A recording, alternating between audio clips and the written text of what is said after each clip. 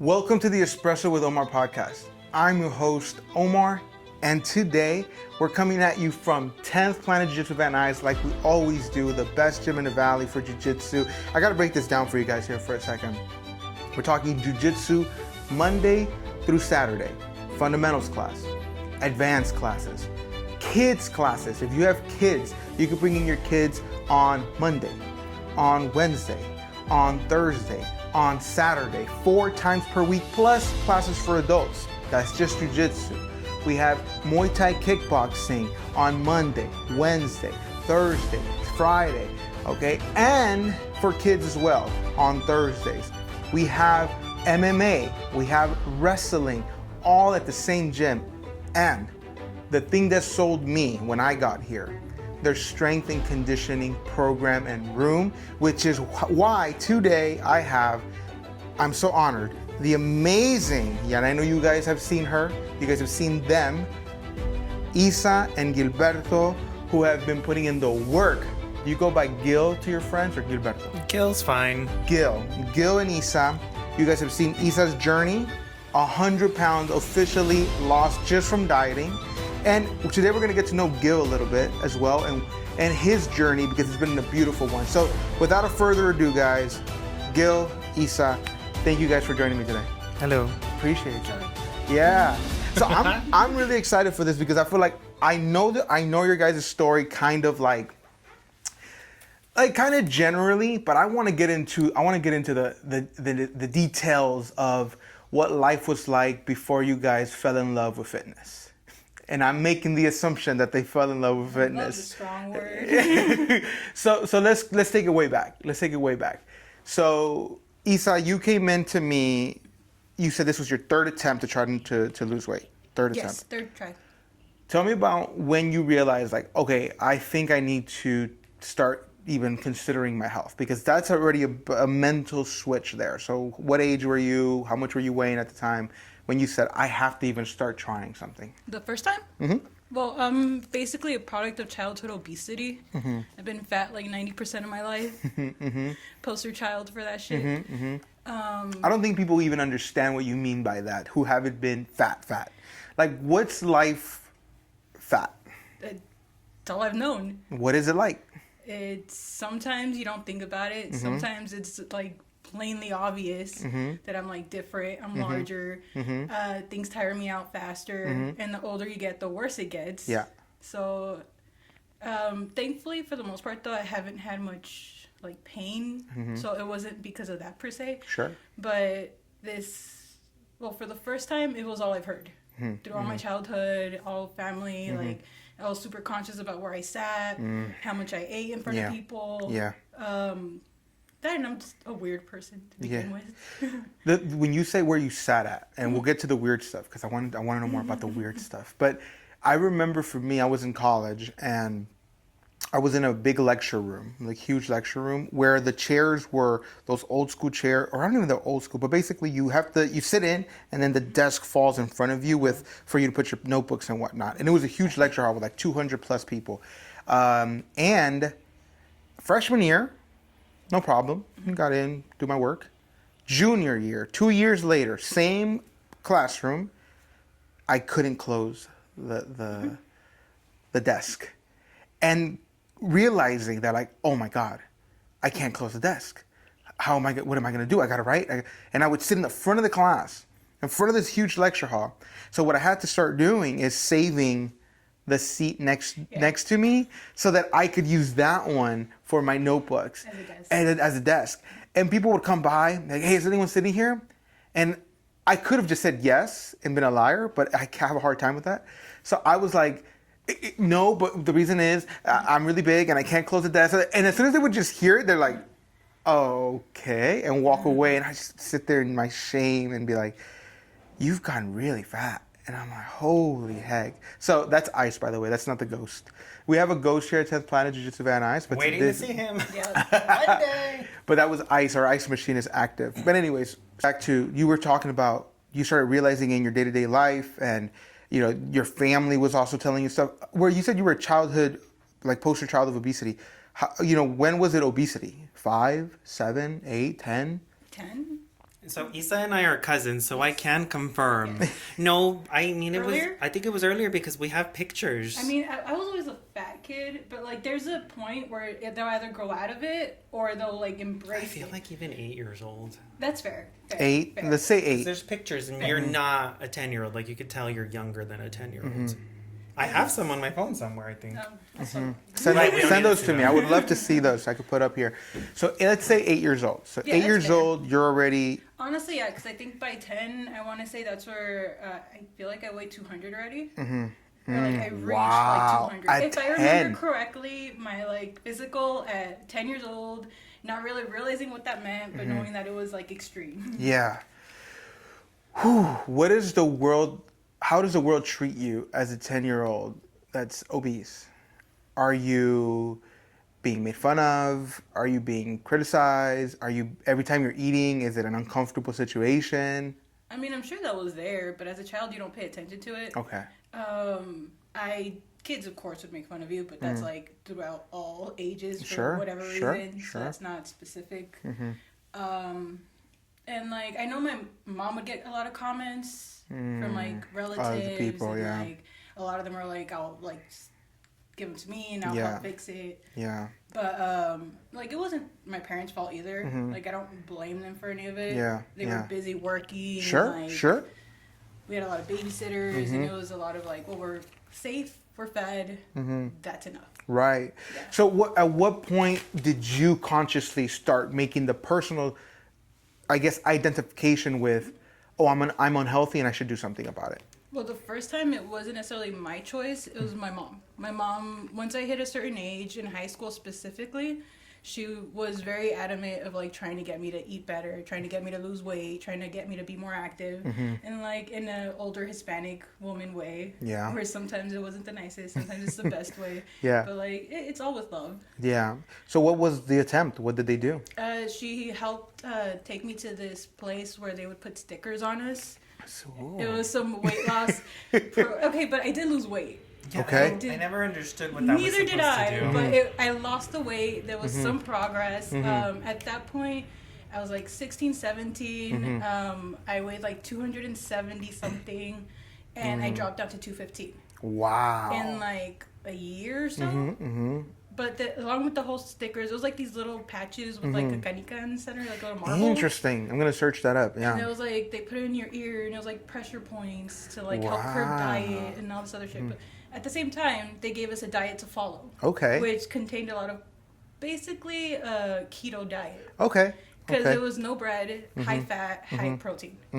So it was a keto diet. Keto So I diet lost to the reduce weight. some of the I calories, wouldn't yeah. necessarily say it was because of the stickers. Sure. Sure. It probably was just a diet, and it Yeah. was like a placebo thing. Yeah.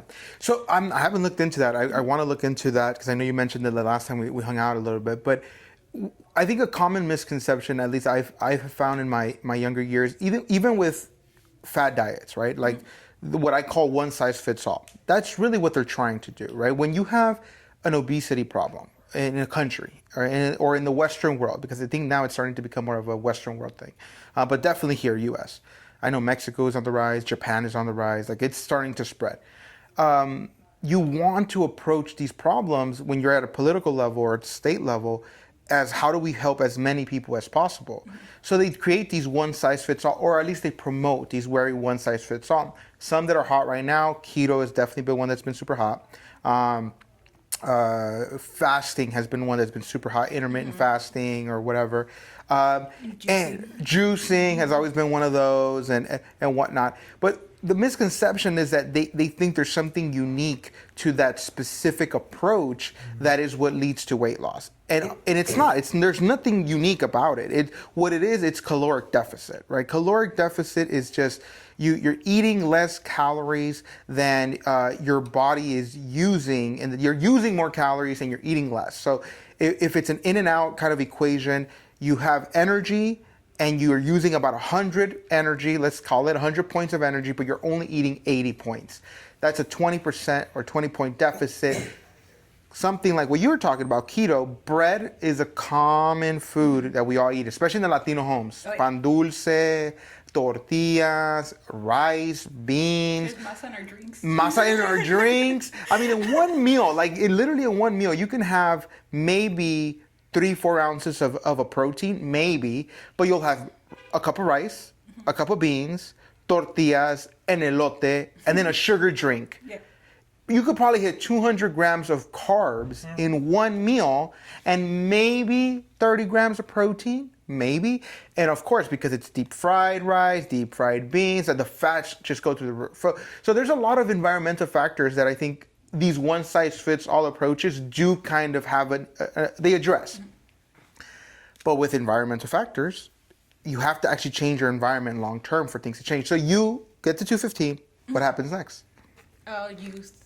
I started eating again, started hanging out, taking the bus to my friends' houses, and it's just being a kid. Being a kid. Yeah, and you just stop prioritizing it because you're young. Yes. It's not that much of an issue then. Yeah. Second time you try, how old? 23, I want to say. Okay. What did you try then? It's always around my birthday. I hit a birthday and I'm like, damn, I'm only getting older. It's only getting worse. Yes. And I hit a birthday and I was just like, I gotta change because I'm like 22, 23. I'm gonna be 30 in a few years. It's gonna suck. So I need to do it now. Yes. And I grabbed it and I worked out constantly and I was just eating less and less, but without breaking it down. Yes. So a common lunch that I would have, it would be vegetables, hummus, and my black coffee. Ooh. Yeah. Vegetable, hummus, and black. So hummus is fat, primarily. Vegetables is carbs, but very low, and black coffee. So you were just having a little bit of fat for your meal. I have a picture on my Instagram that would be my lunch. And was it working? I lost a lot of weight. How much weight did you lose? Again, I think at that point I hit 300. Oof. I did. I hit about 300 and I was like, again, 22, 23. It's only going to get worse. I got to change. I made it to 250. Wow. 50-pound loss. I hit a hard plateau. Intensely hard. There's no way I can eat any less. I was working out insanely long time. Yeah. 5 days a week. If I'm not mistaken, even 6. And I would spend hours at the gym. I would do half an hour to an hour of cardio and then still hit weights. Yeah. And then there was a sauna there. So then I would have a whole... Dehydrate yourself to the max. And it wasn't moving anymore. It just wasn't. That's another thing that's so counterintuitive in this space. So it's you would think, okay, caloric deficit, which is removing, let's say 20% of what you intake, then you can forever do that, right? You can be at eating 10% and lose a whole bunch of weight. Not necessarily. You hit walls, you hit plateaus, and those plateaus are really there to protect your body, right? Your body is losing a lot of muscle mass. And another thing that's happening is your body is trying to hold on to as much of the calories that you are intaking as possible, right? So if your body that doesn't understand that you're just on a diet because you're overweight and obese in America, your body doesn't know that. Your body just knows we had a lot of energy. We had a lot of surplus of energy and calories. Now we have very little amounts. But we're doing so many exercises. So in other words, you're in a war. You're in a war zone. You got in a fight with a bunch of polar bears. You have no food and you're fighting for your life. So your body's hold on to everything that this person intakes. Plateau. There was a specific week I was so mad because I worked out with my brother's friend at the time. Worked out really hard.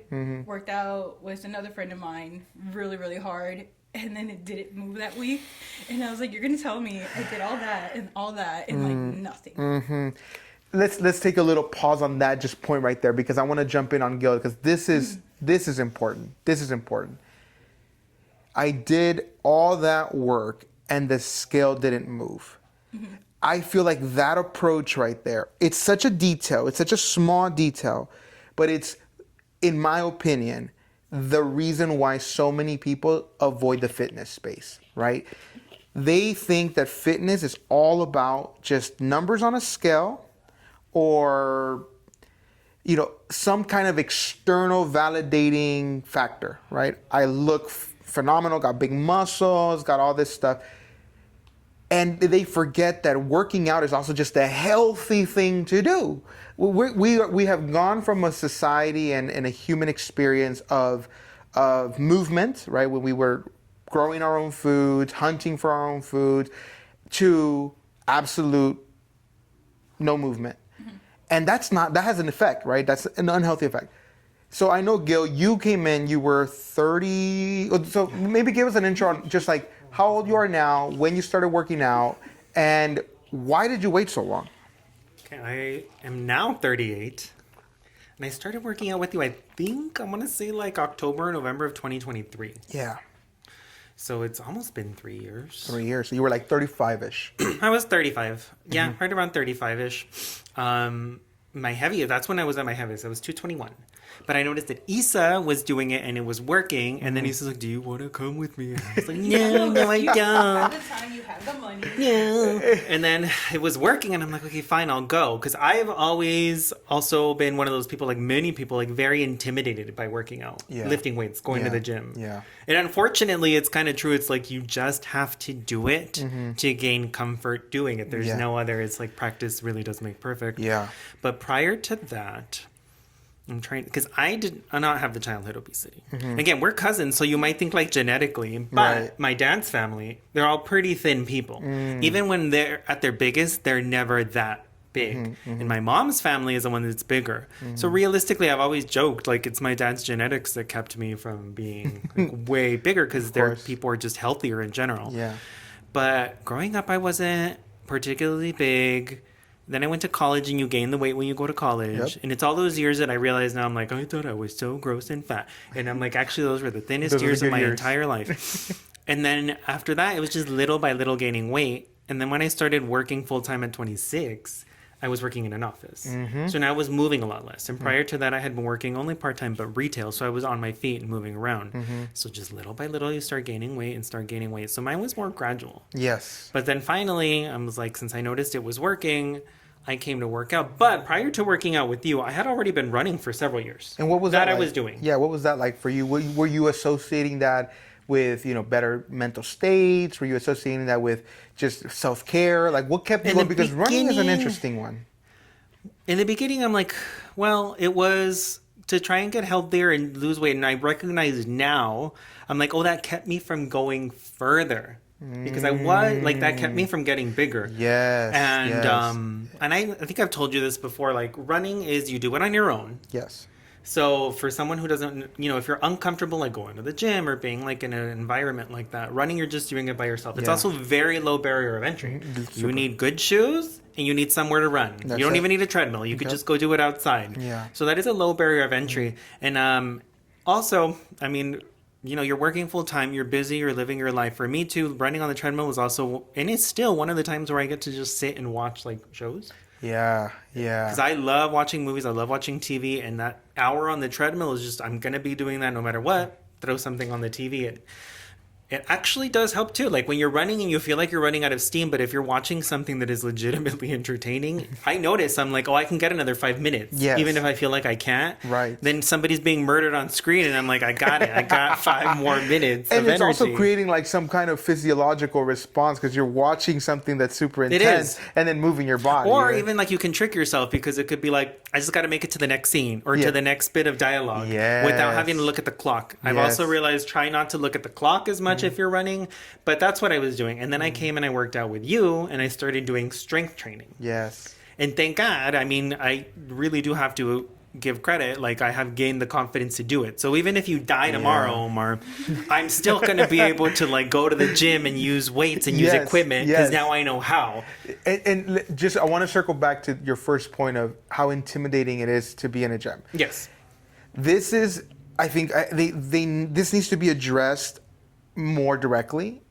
But here is the cheat code that I think you guys embarked together. Smaller gyms, yes, it's a little bit more expensive, for sure. But I learned this because I was going to all the commercial gyms. I had 24-hour fitness memberships, Crunch membership, fitness, all this stuff. And as many years as I was in it, there was always a little bit of intimidation when I would step into a gym.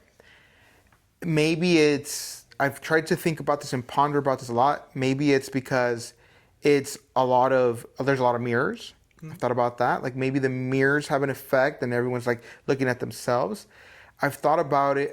Is it just the amount of strength training that's going on and not really engaging one another in any other way? So like here in the jiu-jitsu gym, we all kind of go to war with each other. Like we literally fight each other. Yeah, you guys physically make a lot of contact with each other. Physically make a lot of contact with each other.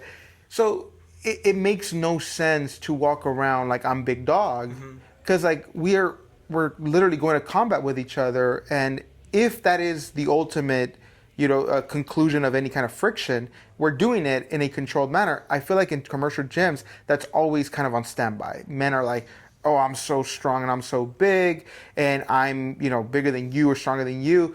And there's this constant friction. Now, the other element of it is how people dress. And again, I'm all about how people, don't mind. But if you're overly showing your body, that immediately creates insecurity, especially if you're in good shape, to people who are coming in, who are not in great shape, who are very insecure about their bodies. And now they feel even more insecure about their body. So I hear you. Like even for me, to this day, if I step into a commercial gym, I have to remind myself of basic statistics. Basic statistics are the majority of the people in any gym are not regulars. They're just like you. They're just like me, coming in maybe once a week, who haven't been back in a while or whatever, right? They're just like that. For the record audience, Lisa goes to the gym, I think like 4 times a week. She is a regular, and I also am a regular with her at Planet Fitness. Yes. Omar's out here throwing strays. So this is good. This is good because the data shows regulars, real regulars, don't care about how you look.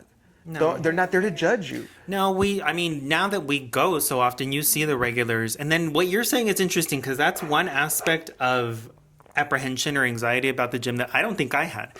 But I understand that. Interesting. I do. I will see people, but even in regular life, I'll see people that look a certain way and I can't help but compare in my mind. Yeah. As you get older, at least, it calms down. Okay. And now I just kind of tell myself like, oh, well, what are you going to do? Like, yes. If somebody looks better than you, oh, well. You kind of move on. I don't know about Issa, and she'll say right now, but for me, in general, I think we're both not particularly people persons or super social people, I would admit.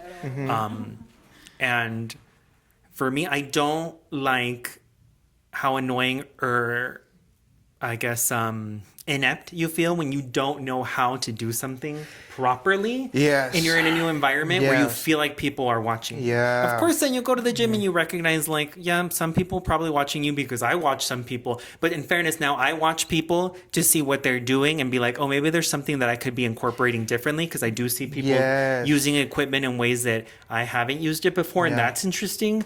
But for me, it's not knowing how to use stuff, how to do it. And then you have to do it in an environment where that you feel more pressure, whether it's real or imagined, because there's other people around you. Yeah, that was a big one for me. Yeah. Not as much what you're saying, but I know what you're saying does affect a lot of people because I hear that from other people. It's going in and feeling like you're this shrimpy, weak little person or some fat fucking blob person. Yeah, and seeing and then you around. see what you imagine are like these statue people walking around. That does feel intimidating. That just wasn't mine. And to not knowing what you're doing, and I do want to circle back to another point you made, but not knowing what you're doing, I think as much as that's a big barrier, I will challenge people who are watching, and I challenge people who I work with, and I think with your sister, she when you referred her over for a diet program, we were talking, and I told her like, what's your plan to start working out? And she said, just follow YouTube videos. And I was like, that's an amazing. My niece.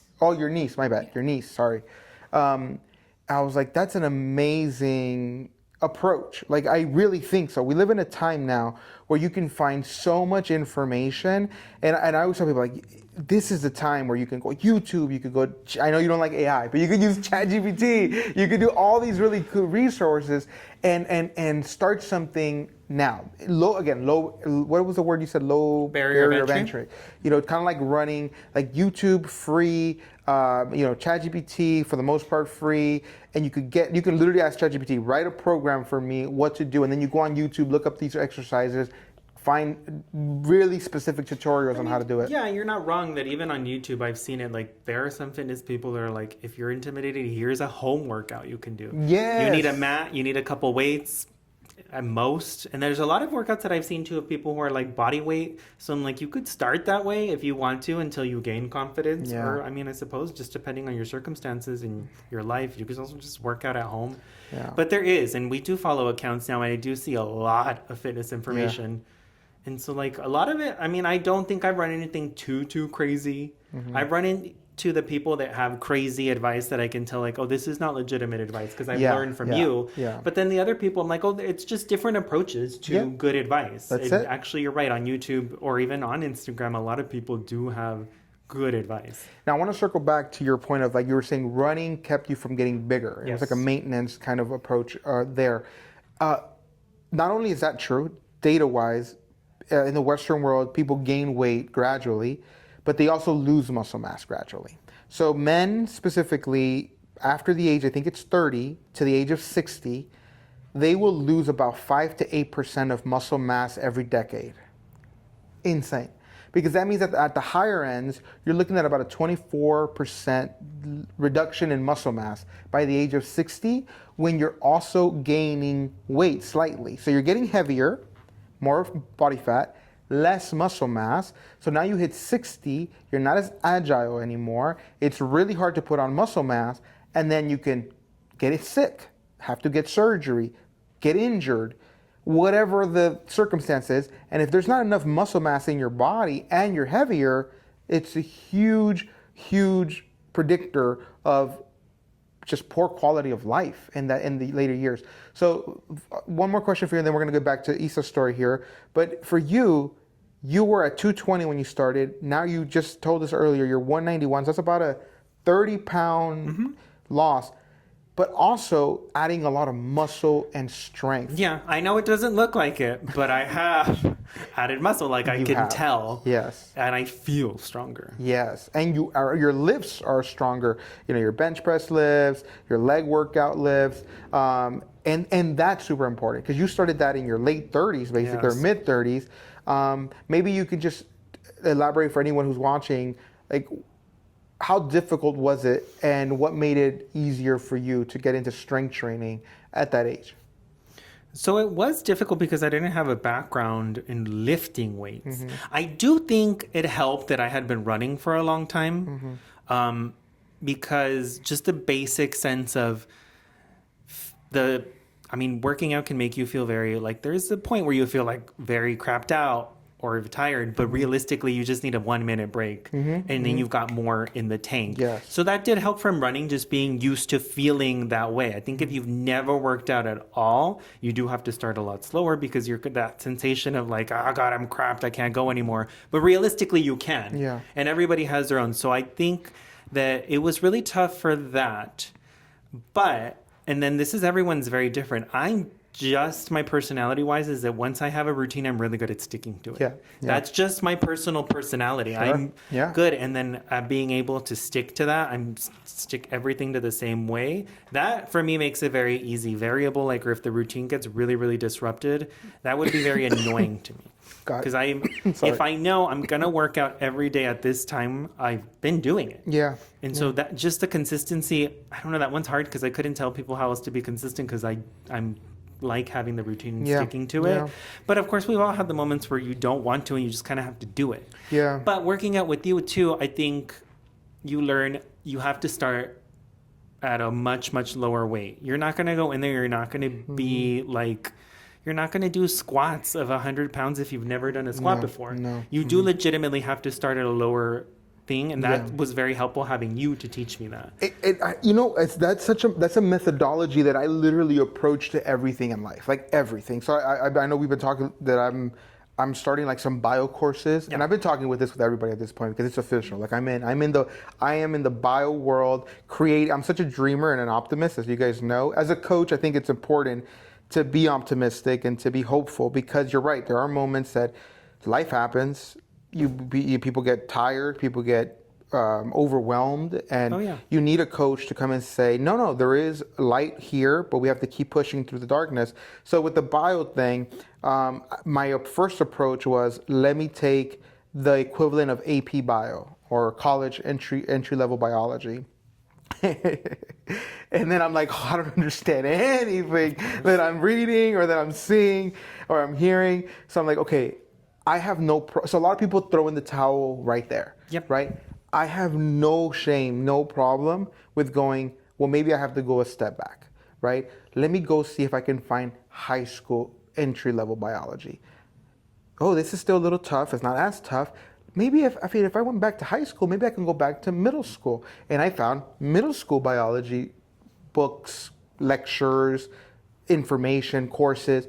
And I feel like a genius, obviously, because it's middle school stuff, but that's building my confidence into the next level and the next level. So I truly believe that that is necessary across anything that's difficult, to not be afraid of just going, I'm going to start here. This is realistically where I'm at. I'm not here.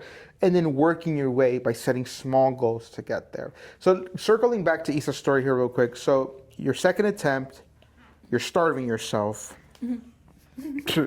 overly working out. You hit a hard plateau, a hard wall. This is your second time. Now it's your first time as an adult saying, I want to do this. Yeah. And you hit this wall. What did you conclude? This sucks. I don't want to do this anymore. There we go. Yep. Yeah. Like, yeah. what's the point? I'll be fat. Yeah, it's cool. Let's get there. Let's get there. Now, I know that I know that it might not have been your motivation, but I just have to ask, because it is for some. You're in your mid-20s, right? At this point? At that point, yeah. At that point.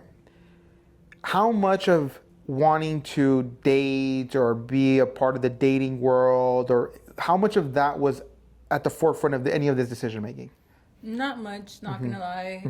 I did date in my early 20s, and then at some point, I think I started losing weight during that time, or like shortly after, because I did go on some dates when I was like on the extremely larger side, and it was all right. And then I lost some of it, and then I got into a relationship for almost a year. Realized relationships weren't for me. So really not a big factor for you, right? No, it's just not important for me. Sure. Some people that I've worked with, that is a factor, right? And for me it was. So going back to that college scene that I painted for you, where I'm in there, the last girlfriend I had at the time was when I was 16 years old, and now I was 20 years old as a sophomore or junior in college. Had not had a girlfriend, had no dates. Everyone was dating.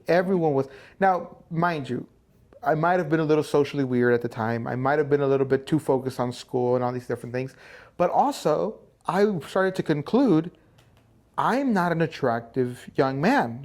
And I think that's a healthy conclusion for me. I think the conclusion that some men make that, all women suck, that's a dangerous path to go, because it really removes accountability. So for me, it was like, no, I'm out of shape. I'm unattractive. I started working out. That was one of my main motivators there. And I also hit a little wall early on, kind of like you. My wall was, I had my appendix removed, and it basically burst on me. So which meant that I had to spend 3 or 4 months not working out. And I was like, okay, I think this is it. I think I'm done. I don't think I can get back into that flow again. I don't think I can. How old were you?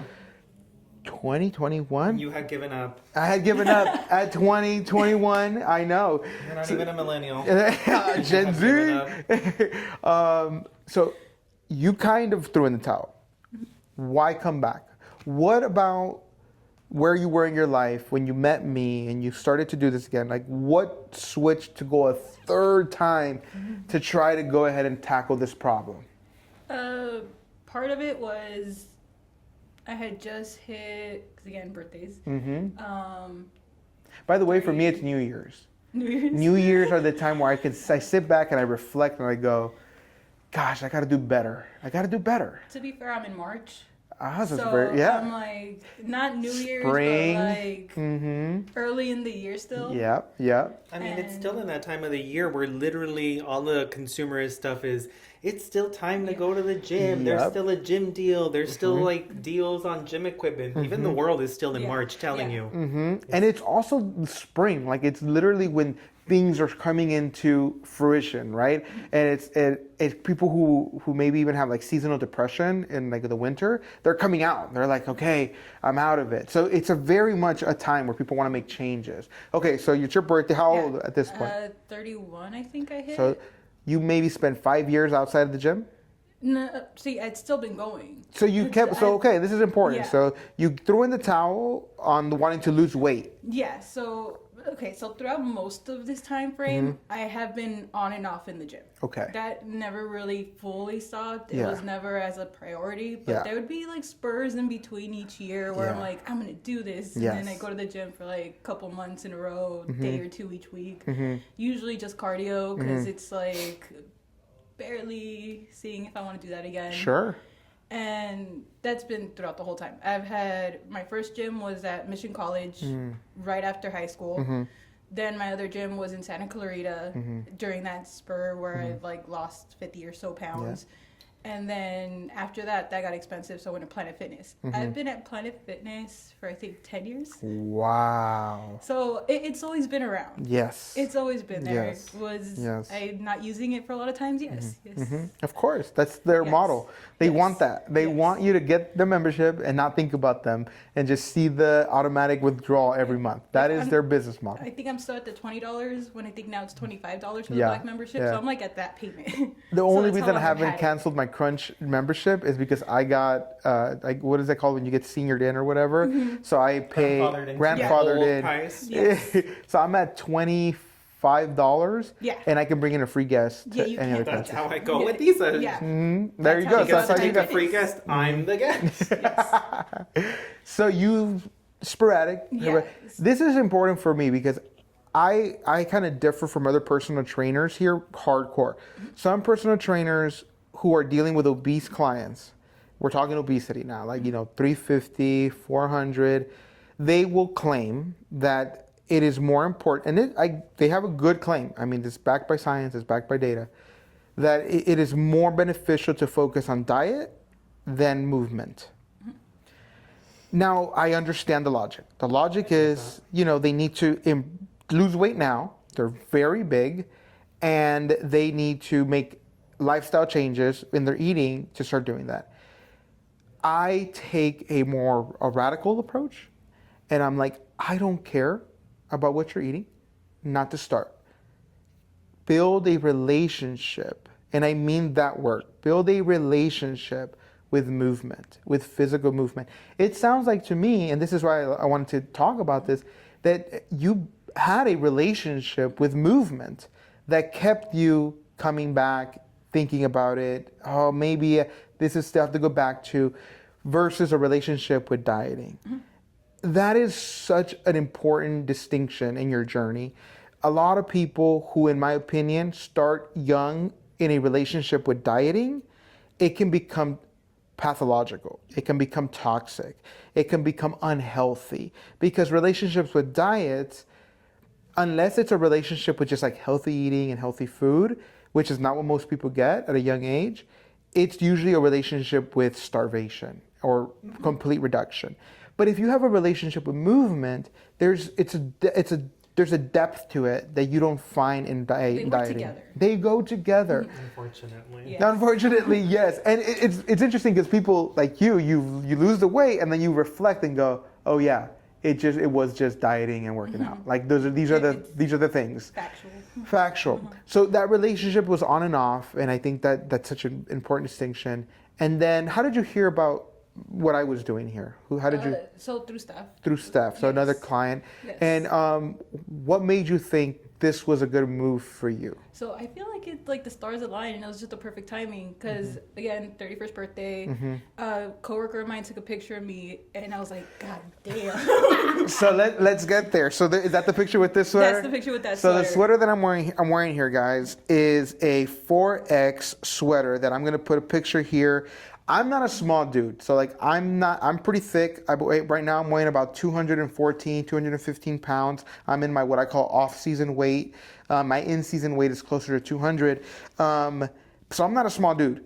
This thing is huge on me, huge. And in the pictures, you will see she was stuffy. Let's just say she was a little stuffy in it. She filled it in. So you can see this picture of yourself, and then what do you think? Okay, goddamn. I'm like, so many chins. I'm very round. And then also there was like it was the first year after my dad died, so that also didn't help. So I was not having the best of like time. And like I was still being very appreciative though, because my coworkers didn't have to get me anything. Like they got me a cake, they're saying happy birthday. Yeah. There's 2 pictures, one where I walk in, I'm like, and then the other where I smile, because I'm like, it's not them, they're great people. Yes. It's a great time, but like it's odd moment. Yes, yeah. And after that picture, I was like, I got to get it together. Yeah. I have to get it together. And then it worked out because at the time I have my other friend, Steph, the one that I worked with for a good time. We started working out together. After that picture, her and I are like, we're going to do this. We're going to do this. So we started working out in the morning before work. At some point, they switched my schedule, so she wasn't able to go with me in the morning anymore. We're going after work. That's what it was. We're going after work. They switched my schedule, so I couldn't go after work anymore, and I had to go in the morning. And so I started going on my own. Yes. Again, in and out of the gym, so I was already comfortable with that. Was I doing the best workouts? I don't know. I was working out. You were working out. You had a relationship with movement. Exactly. So you get referred. Do you remember your first session with me? It was before my trip, so it was in September, I believe. And at that point, I had already been consistently going to the gym on my own. Yeah. For about like 5 days a week, 4 days a week. You were getting it. Yeah, so I was going. Selfish question. This is a question more for me. Because I'm always curious about that. Like, what about the relationship I was building with you in that first day made you feel comfortable, trustworthy enough that you're like, okay, I want to work with him one-on-one? Well, you had a great reference. Okay, great reference, because the references are important. Yeah. Yeah, and like my friends know I'm a weird person. Like my social skills are not the best. I'm nice enough, but I'm not the most vocal. Yeah. So. And I talk a lot. Yeah. And I will just rant off, even if you're not talking. I'll just bring up random subjects. Yeah. I was able to get comfortable with you. Yeah. Also, like, it helped. So if you're a weirdo and you think that the world doesn't like appreciate your weirdness, I'll appreciate it. I don't mind. It worked out. Yeah. So I don't know. It just became an easy transition. We had that one session together with Steph. Yeah. And then after that, I went on my trip, came back in October, and then that's when we're like, let's lock in. Yeah. So same question for you on that, Gil. Like, because I know you were intimidated by gyms, and what about? So I'm assuming reference is one. But you could have also come in and been like, I hate this guy, or I hate this situation. What about the relationship I was building with you? I mean, it's bold of you to assume I don't feel that way already to this day. Just saying. I hate you so much. You don't even know. Well, one, it helped that I could see photos of you. You used to be fat, too. I was fat. Fat's fine. We can call people fat. I don't think that's a problem. Like, it's just how it is. You used to be fat. So that does help. Okay. Because I do see a lot of people online or other fitness people who have never been fat. Yeah. And sometimes it is a little weird. Or this time this gets me. They post their transformation photo and I'm like, oh, you went from being thin to being muscular. That's different. Or you went from being 16 to being 25. You just went from being a juvenile to a grown man going to the gym. That is a whole different world. So let me comment on that real quick, because I think that's something I've also thought a lot about. Bodybuilding had a chokehold on the fitness industry. And people hate it. I think now we're seeing it's such a beautiful diversity and variety of fitness options. They're getting attention. But for a long time, from maybe like the entire 90s, early 2000s, definitely in the 80s when bodybuilding, Arnold was huge, bodybuilding was like, that was fitness. Bodybuilding was fitness. It was the goal. I mean, it was the goal. We grew up Arnold Schwarzenegger in like the peak Arnold years.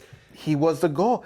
And this is the problem with that, or one of the problems with that, is bodybuilding is a sport. It's a sport. Just like now, some people might say it's a beauty pageant. Fine. Yeah. But it's a competitive endeavor. It's not what we're talking about. Yeah, I mean, even I know, because I follow some of them. I'm like, they go through their on season and their off season, and I watch some of these people like, okay, I'm getting ready for a competition X. This is how I'm eating now. Like, it's different. That's a profession. And that's a profession. Some people, not some people, a lot of people got started into fitness, and this is where bodybuilding was good.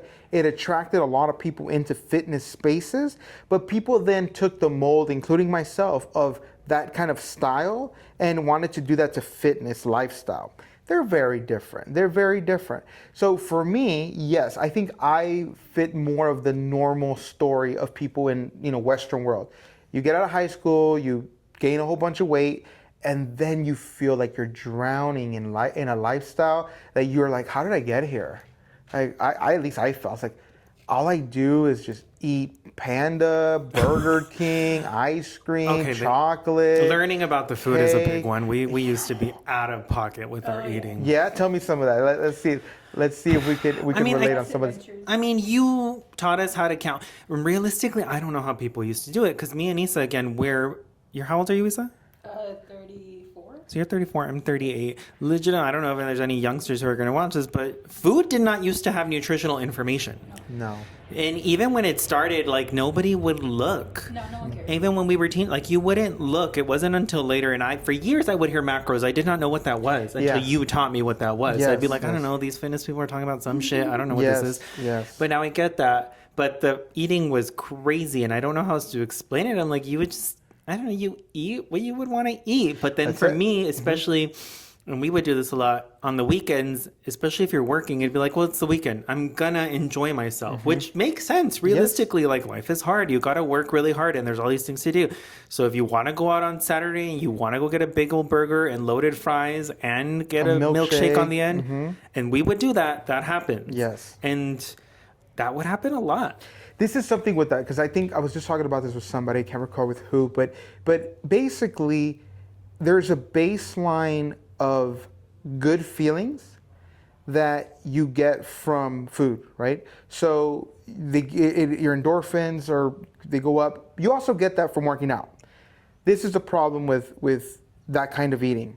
The problem is you do it so much that the threshold of understanding that the reason you're not feeling good, it's kind of like any drug, is that your tolerance for it goes up. So you don't necessarily feel that, you actually feel really bad after. So if you start eating healthy for a while, if you guys want to experiment this yourself, do this. Try to eat healthy for a while. And it doesn't have to be complicated. It can just be like, don't eat fast food for 2 weeks. Oh, yeah. Just eat like regular food at home, and then go and have yourself the craziest fast food meal you can find yourself, a 4x4 with loaded, like, go ahead and go crazy and take note of how your body will feel. You're gonna feel bad. You're gonna feel horrible after. The reason that doesn't happen when you're in that cycle of it is because you're living off the little high endorphins you get from it, and then you think, oh, I'm not feeling good because I need to go get more of that, or I need more of that, or whatever it is, and you're constantly in this high of the food. Say that again? It's the problem and the solution. It's the problem and the solution. Now that you brought up macros, let's jump in there, because I think this is important. People sometimes don't know what tracking calories, tracking macros, what caloric deficit even is. Just saying macros, like, what does that mean? Defining. Yes. So now I know people mean they're counting their carbs, their protein, their fats, and the calories. As far as I know, that's technically what people mean when they mean macros, unless I'm mistaken. So we have now entered a segment where I get to test you guys. I'm going to test Isa and Gil by hitting them with terminologies that are commonly used in the fitness space, from dieting and working out, and they're going to give me their understanding and their definitions of these terminologies. And we'll start with, what are macros? Isa, for the point. Just that, the carbs, the fats, the proteins, they're just breaking it down, counting it out. That's my extent of it. And my understanding is macro is short for macronutrient. Yes. Correct? Correct. Meaning it's the nutritional value. Macro nutrient would be like the nutritional component of what you are eating, the breakdown. Yes. And to add on to that answer, because I was correct, it is the main source of fuel that we live off of. We live off of proteins, fats, and carbs. We also have micronutrients. These are like vitamins, vitamins. I'm thinking about minerals, all these things that we need. But you can't live off of those alone. You need macronutrients to live. That's why they're the macronutritional information. Okay, good one. You guys got the first one right. What is caloric deficit? Caloric deficit means that you are consuming less calories than you are wasting. And then that combination, obviously, if people don't know, but now I know, you kind of factor out your body uses a certain amount of calories just to sit here and exist, to carry out all of your body's basic functions. And then you have to factor in your physical activity and like what kind of physical activity it is. And hopefully, if everything goes well, you are using up more calories than what you are consuming. Eating. That is a stellar green, ding, ding, ding, ding, ding. That is numbers. Exactly it. And by the way, what he's talking about there is called basal metabolic rate. There is a calculation you can run to know how many calories you use at rest, right? To do regular life stuff. Your heart pumping, blood flowing, breathing, sleeping, using the bathroom, all that good stuff. And then you have to calculate for activity, so like physical exercise, which would be considered your part of your total, your TDEE, your total daily energy expenditure. So that's what he was talking about there. And then from those numbers, you deduce a caloric deficit. A common misunderstanding is that you just cut the calories. Well, people say 2,000 calories is the amount of calories we should eat per day. They cut that. Big asterisk here. If you eat 2,000 calories a day, I would argue, and if anybody wants to take on this challenge, go ahead. If you eat just 2,000 calories a day and you've never worked out, you've never dieted, I will guarantee you will be in a caloric deficit. Because most people are eating way more than 2,000 calories per day and they're not moving. Yeah, I mean, I think, and I've talked about this like when we talked about your niece, Anissa. Like sometimes it's like if you're also not sure and you're like, I don't know, how do I eat or something, and it's intimidating. I've said like just track what you're eating normally without judging yourself for it. That's a good point. And just see how it goes, and then be like, how about I try and cut that down by 200 calories next week? That is a beautiful suggestion. And like, don't judge yourself. Just track everything as accurately as possible and be like, oh, okay, next time I just won't have that one extra thing. Yes. It could be the cookie with the meal. It could be I'm not going to have the full sugar soda. And just teeny little adjustments. And you would probably, a lot of people would start to lose a little weight. Not that that's necessarily the goal, because strength is also part of it. But it's a good way to maybe start getting into like learning how to track your food and not feeling bad about it. Great students, right? Great students of understanding. I mean, we were going to fast food like we try to do them every week sometimes. Now that we're familiar with it, and some of the because we would eat the same things regardless, same restaurant, same order. It was just very indulgent. And yes, going back and thinking about what we used to eat. So going back to your story for a little bit, Isa, here, because we got to macros because of that. You come in, we start working out. And then we're like, okay, let's talk about diet. And I remember, because you were a part of it, your brother was a part of it. We, as a group, had a what I call diet coaching, right? We got on Zoom calls and we worked out everybody's specific number, the caloric deficit that Gil did such a good job of explaining how we get to that number. And then we designed specific meals for every individual, about 10 to 15 meals, so that you, based on things you already had in your home and you're already eating. What was that process like for you? Because I know that was like a big turning point for you. I think it was perfect timing for me because that had already been around March again. So this had already been a full year of me working out. About half of that by myself and then the other half with you. Yes. So once you're like, let's work on the diet, I was like, down. Like, it's the perfect time. I, at this point, already had the workouts like locked in, set. Yeah. I wasn't worrying about how much I was eating because we were still eating like fat asses at the time. Yeah. Fat ass adventures every weekend. Like, Fat ass adventures. Legitimately, that's what it was. I We'd understand. find this cool restaurant in K-Town. Loaded fries? Yep. We'd go to K-Town, hit up that K-food spot, and then right next door was a bakery, so I'd hit that way on the way back. And then there was always a Starbucks in between. So Yeah. Again, these meals I think about now, and I'm like, that was easily like over 2,000 calories Easy. in like one part of my day. Because that's not even my full day. Yep. And what's wild about a lot of these things, some of these meals are marketed as like one serving. Yes, and they're not. Because you think you're just eating one meal that's designed for one person, but that meal itself is way out of balance. Yes. Way out of balance. And you don't think it's that excessive, but it really, really is. I think because you got the diet, so Yeah. or you just got water with it, like it helps. But Yeah. I mean, you saved a little, but honestly, not that much. Not much. So I remember meeting with you guys doing this. Now, I always worry, my worry personally, as a coach, is that it's so much information and it's so hard to take. And maybe it's just I have to develop better coaching skills, and I'm all about accountability, so I don't shy away from that. What do you think helped connect all that data, all that information for you in that, maybe 2-week span? Like, was it the math? Was it the actual creation of meals? Was it, like, what part of that process made it click for you? For me, you explained everything to me in, like, the math you did. I personally just need my numbers. If you tell me the full caloric intake I need to do, break it down for me with the carbs, the protein. Like, if you tell me how much I'm allowed to eat, I can take it from there. Yeah. Because there's labels. I have my scale at home. Like, granted, not all of it is specific or, like, that accurate. But it's enough where, like, it's making a big difference. Yeah.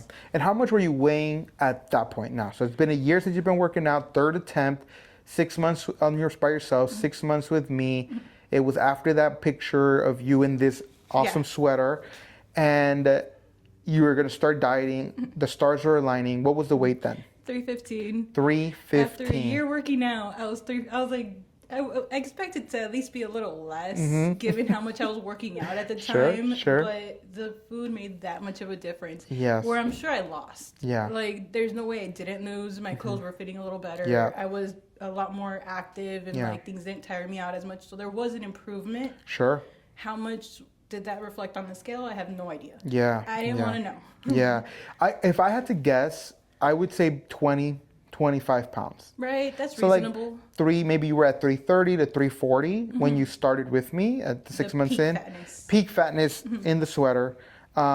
Your brother was above that. I wouldn't say 370. Not even by that much, honestly. Maybe 350. Yeah, I think he's like 350, 360. And I think the last time he weighed in was 250. Yeah, he's dropped a lot. Yeah. That's incredible, just insane. And there's still more for him to go as well. I want to make a pause here to highlight the speed of loss when you're dieting versus when you're just working out. Again, I'm a big advocate of work out, build a relationship with working out. But if you have a lot of weight to lose, 50 plus, dieting and working out is going to speed up that process significantly. About 1 pound to 1.5 pounds per week for sure for that first year of training, for sure. What was it like for you to start seeing that path when you're like, oh my God, it's working? I think the first 50 pounds or breaking the 300s, that was a good boost for me. And then getting to like the low 200s. Now, misconception is you were starving. Were you starving? No, I found it challenging at first to meet my requirements. Why? The protein. It was a lot of food. It's so much protein So to much eat, protein. and then I have to be very selective to where I get my protein, because a lot of protein sometimes has too much fat, and my fat was extremely limited. We're different, and I think Isa, for whatever reason, I'm not saying like this is unhealthy or not, but you're better, I think, at not having the hunger the way that I have the hunger. Interesting. I think you're better at, I'll be like, man, I'm getting hungry. And he's like, what are you talking about? Like, it's very different because I start to get hungry. So that is a different thing. Like, and that's different to everybody. Some people are going to be a little bit more like, that's not as big of an adjustment for the food. And I think some people don't even like start to feel hunger pains. Yeah, I think I swear to God, I think Isa doesn't. Whereas I do. So I'm with you. I have a lot of hunger cravings. One of the things that, when we'll jump into the subject, because it's important, one of the things that I hear from Ozempic and Ozempic-like drugs, is that that's where they are amazing at, turning off that with those hunger cues. They call it the food noise. The food noise. I have a lot of food noise. One of the things that I would do, I have 2 kids now, I have a wife, so I have to be around a lot of food that they buy and whatnot. But I, for a small period of time, lived on my own when I was on this path, and I was very monk-like. I tell my wife, if I was living on my own, I wouldn't be surprised if I would just shop for food for maybe 1 to 2 days and just keep going to the supermarket every 2 days, every second day, because I don't want to have food in my home because the noise gets too loud. Yeah. I open my fridge like 72 times a day. Like, I'm that guy. I'm a snacker. Oh, dude, same. I have right now in my snack drawer, I've got all the on sale protein chips that they had at the supermarket today. My wife was walking by, oh, look, they're on sale for $1.29 a bag. And usually they're like $3.50. So I'm like, grab them all. I'm like grabbing them because I'm a snack and I need something to snack on. So I'm with you. The food noise through the roof. So for you, was the I know it took you a little bit longer to fall into it a little bit more aggressively. When did it click and what was the biggest challenge? Okay. So I had already been working out with you, I think, for 6 months before I bought a scale. So when I weighed myself, I was 221. When I started with you, I could have been heavier and I didn't know. Wow. So then when we worked out the meal plan, I was already 221. Oh, and I had already been, I'm still always running. I was running with you. Yes. And I know, by the way, we all know, like, some people, I hear this all the time. Thankfully, Omar doesn't push about this, but they're like, running isn't good for the muscle building. I hear that from all the Jack bros on Instagram, but I like the running. Have you seen, this is a good... Also, I'm good at the running. Yeah. Or at least I'm good for a normal person. So there's also just kind of Have that your sense times of, gotten better since when you started strength training, or have they gotten slower? What I measure myself more is, like, I always start like usually 5 minutes of just walking, and then I increase to like warm up, and then I just start running. Okay. And I see for how long I can go, and I can go for 30 minutes, and I could really want to push further. And that's what I measure, like how much longer can I keep going just running without completely giving up. Yeah. But I had already been running, and then I weighed 221 when I got the scale, and then we worked out the plan, and then I started doing it. One, it wasn't as complicated as I thought. I would have thought it was a lot more complicated. Yeah. But then it started working. And I had already had like the 6 months of working out with you and feeling like better and feeling like, oh, something's working. And then I started losing the weight with the meals. And I was like, this guy's telling the truth. He's not a con artist. No, not at all. He didn't even recommend steroids. Like, what's going on? But... And then I remember it's like, and it was like you said, like 1 pound a week, maybe 2. And I think I had 1 week where I lost 5. Yeah. Because then there was I know you've tested, like sometimes you will have a big drop. And then it plateaued back out into like 1 it's to 2. It's the averages that it's about 1 to 1.5 across like maybe 10 plus But since weeks. I hadn't been doing any of the tracking, and then suddenly my body reacted like, oh, really, really well to it. Yeah. But so having the progress is nice. Like, you feel it, and it is like a very direct satisfaction, coupled with the fact that we were working on, I felt physically stronger and physically better. And let me just make a pause here for a second, because I feel like it can be overlooked so easily because we're having cool convo and whatnot, guys. But we're talking, when they say 6 months, we're talking about Saturday 6 a.m. workouts. And Thursday, 6 a.m. for Gil, and Thursday, 5 p.m. for Isa. Plus own working their own workouts, week in and week out, day in and day out. I get really emotional when I think about this. Like, and I mean this. Do you want a tissue? Because that kind of consistency and commitment to anything is, I mean, it's spiritual almost for me. It's like, you guys it's not easy to wake up early. It's not easy to push your body. It's not easy to go full days of work, full days of living life as it is, going through all kinds of political climate changes, going through all kinds of maybe financial places in your life, going through family dramas, relationship dramas. Literal temperature outside. Literal temperature outside. It's over 100 degrees sometimes. You get home and you're like, I'm done. Done. And them going, I'm going to go work out. I'm going to go work out.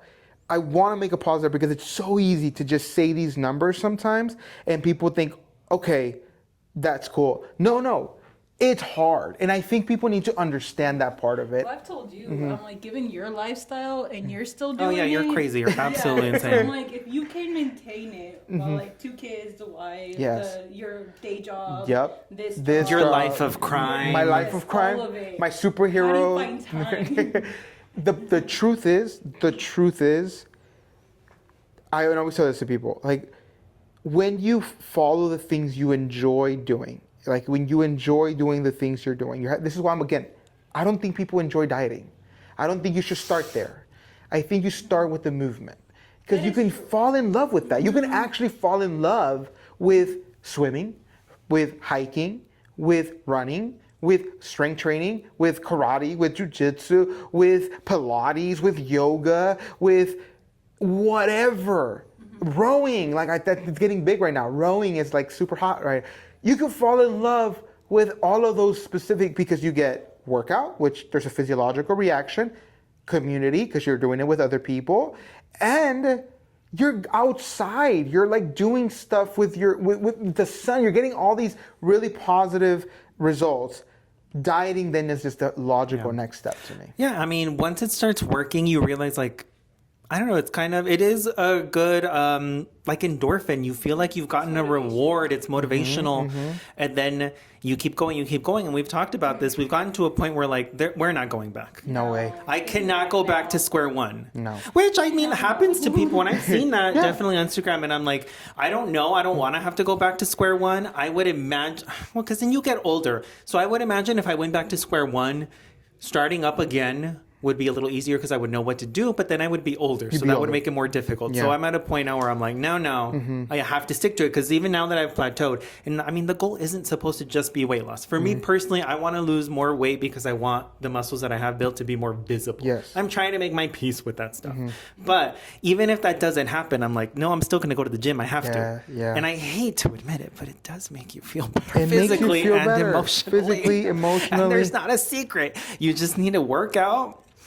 You need to eat better. That's it. Get some water and try and sleep. There's never been a secret. That's so important. It's no secret. You know what it is? The secrets are, the devil's in the details. And the details we already talked about. You need to get those things specifically for you, the individual, right? The numbers, they might be different for everybody, but the process itself is the same. So let's move forward to now. You're 191, so you've lost 30 pounds, put on muscle mass. You, I know so Issa's mad at me right now because we paused the cut. We're on a maintenance program, but we paused the cut after she hit her 100-pound weight loss. So let's talk about that a little bit, Issa. Yeah. What does it feel like to know that you did it, that you hit 100 pounds, that you've changed your lifestyle, that you're a gym bro now, you're a gym rat, this is your life now. What's next? Just keep going. Keep going. Keep going. What is it like? What was it like for you emotionally, if there was an emotional reaction, to be like, I did it? I mean, it was great. It was a lot of positive, what's the word? Affirming? Yeah. Reinforcement? Yeah. It felt great. Yeah. Seeing the number, and then at one point it said 214 before you had me go back to maintenance, and now it's been ruined, but it's fine. and I think this is important for people to know, right? You can't be in a deficit forever. You just can't. That's not healthy as well. There needs to be time for your body to adapt to a maintenance. And maintenance, what I mean by that is eating about the amount of calories that keeps you at a stable weight, right? At a stable weight. That's important so that your body is not just in a constant state of deficit. You can't build muscle in a deficit.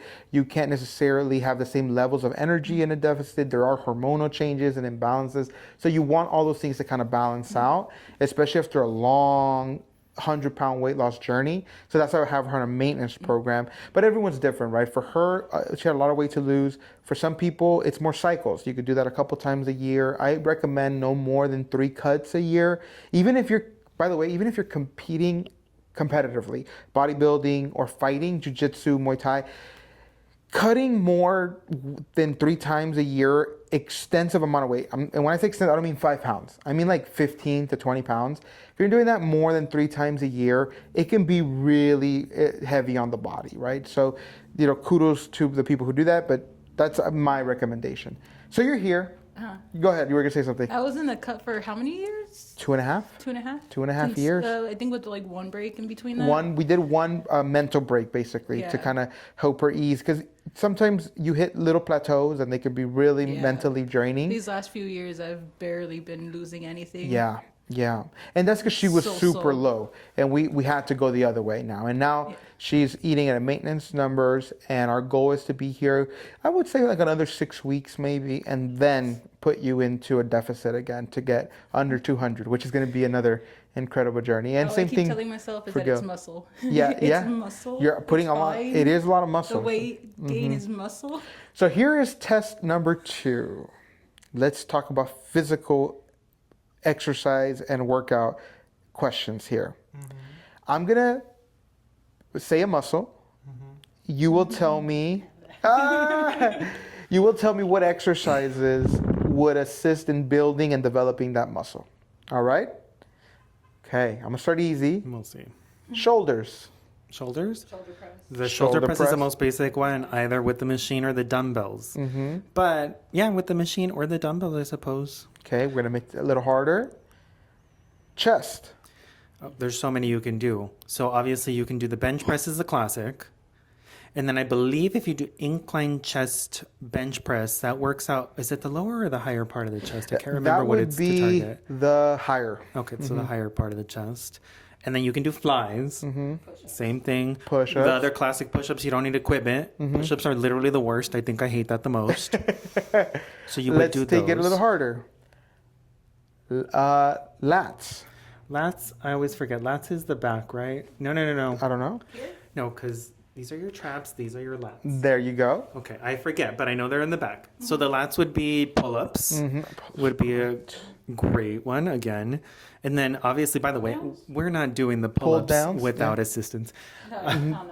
Assisted pull-ups, the best. So pull downs, and then I suppose rows. And I struggle with the differences in the rows because they all kind of feel the same to me. But I know there's the bent over row and there's a pen lay, and I always forget. There's bent over. There's cable. Yep. There's dumbbells. Yep. Hamstrings. So hamstrings would it be? The extension one? Well, I mean that would be the stretch, the hamstring extension. RDL, let's go. Romanian Isa, what does RDL stand for? I just said it, Romanian deadlift. Romanian deadlift. Other good ones for the hamstrings as well, believe it or not, lunges. Lunges are really good for hamstrings. Hamstring curls, so the machines, the lying hamstring curls, those are really good. You could also do lateral lunges. Those are also pretty good for hamstrings. Let's do one more here. Core, abs. God damn it. So core, obviously the abs. I mean, there's so many. So obviously, basic, you don't need equipment. You can do like crunches, sit-ups, planking, which we don't really do crunches and sit-ups, but we do planking. We do a lot of planking. We do a lot of leg raises, drags with the kettlebell, obviously. A lot of that. Okay, let's now transition the conversation into just general advice for people. So we're going to take at three levels. We're going to take at the physical advice, mental, and emotional. Ozempic, steroids, testosterone. What are you talking about, So Omar? common physical, I want to call them excuses because that's just how I view them. But Sure. for physical reasons why people don't get into the gym, they're like, I'm too big. Another one could be, I don't have energy. I'm too tired. Fair. I don't know what I'm doing.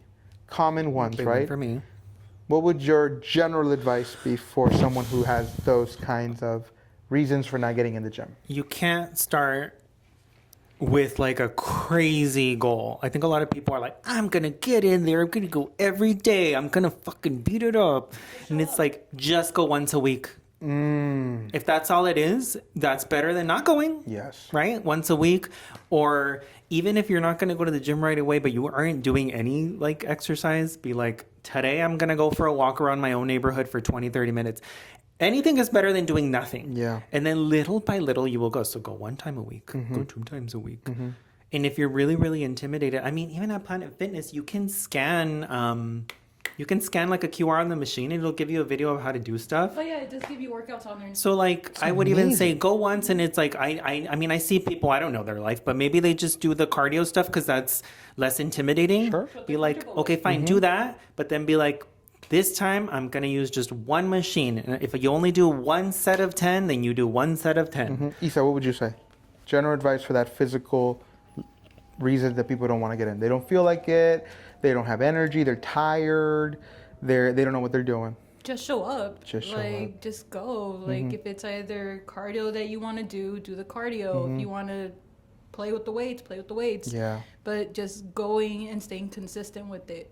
Start off small and then gradually build your confidence or like your stamina, whatever it is that keeps you going. But just continue going because you're not going to see progress unless you continue at it. Yes.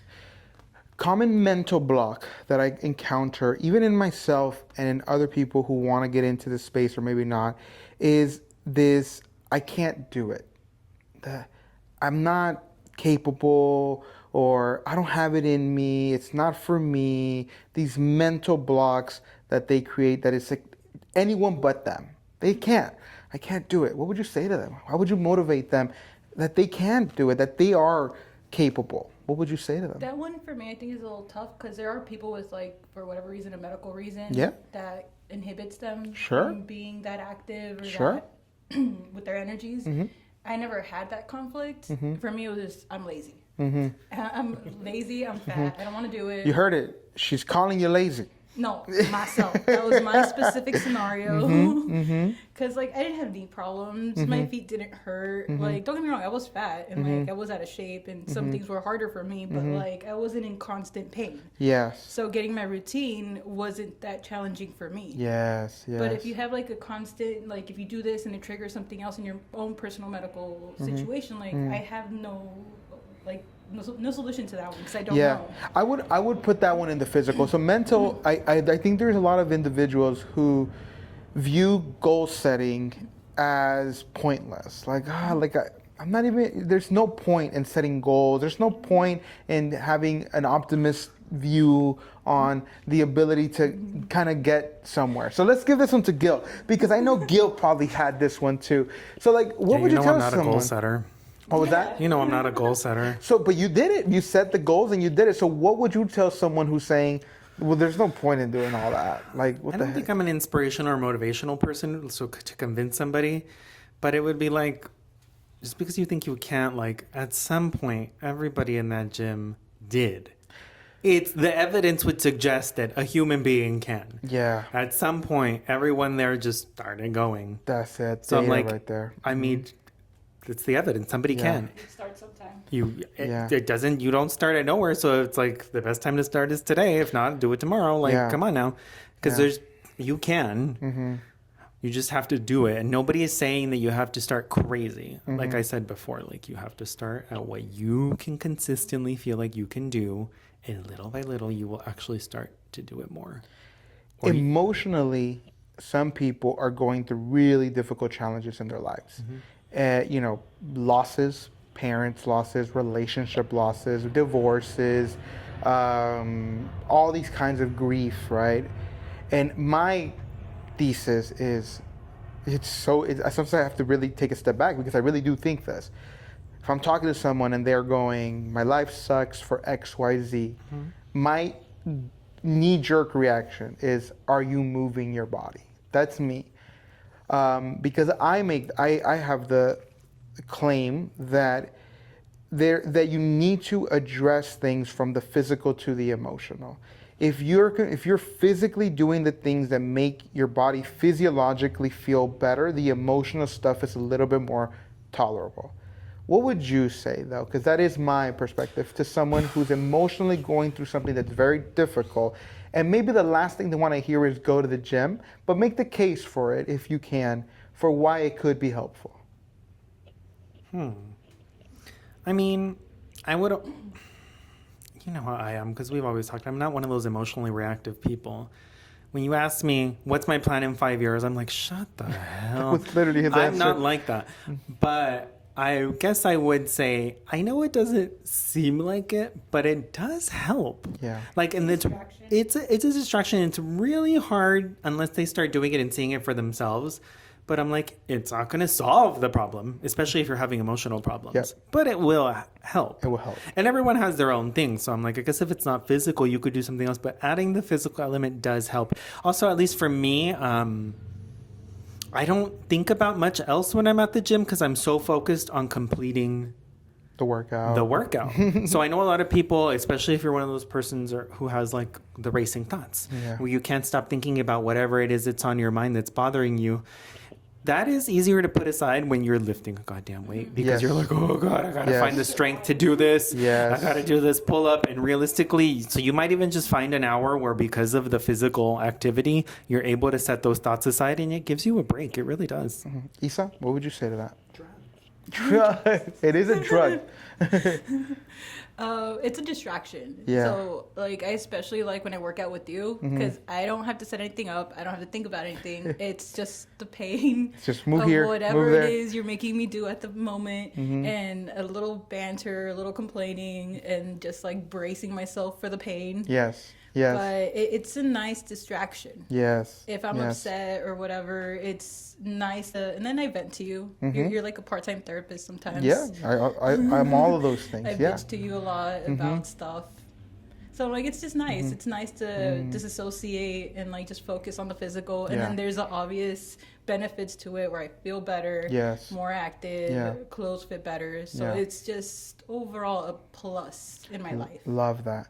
So I want to close with this because this podcast has been started really primarily because one, I love to talk, and if you guys can see, they know I love to talk. But two is I want to motivate more people to get into the gym, and by bringing on Isa and Gil, we have two stories here. We have Isa, who was, like she said, an obesity poster child, and Gil, who was just living life and slowly gaining weight as a young man in America. That's just what happens here. So wherever you are in life, it's not going to be easy no matter where your starting point is, but might as well start now. Might as well get started today. There is a common thing that messes with me a lot, which is when I meet somebody, we're hanging out, and they go, oh, I have a trip coming up. And they're like, oh yeah, where are you going to go? I'm going to go to Hawaii.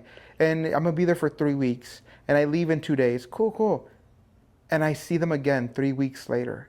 And it feels like it's been an hour or a day. And I go, oh my God, you just came back from Hawaii. You were there for how long? 3 weeks? Oh my God, how was it? And it felt like this.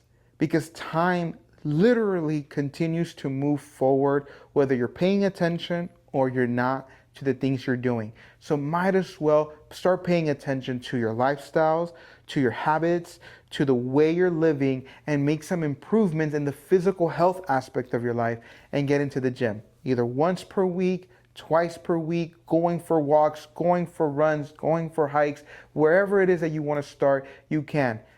I just want to thank you guys for coming on. I really appreciate y'all. And let's end it by one final question. What is your next physical health goal? What's your goal? What's your goal? Let's start with Isa. What's your goal?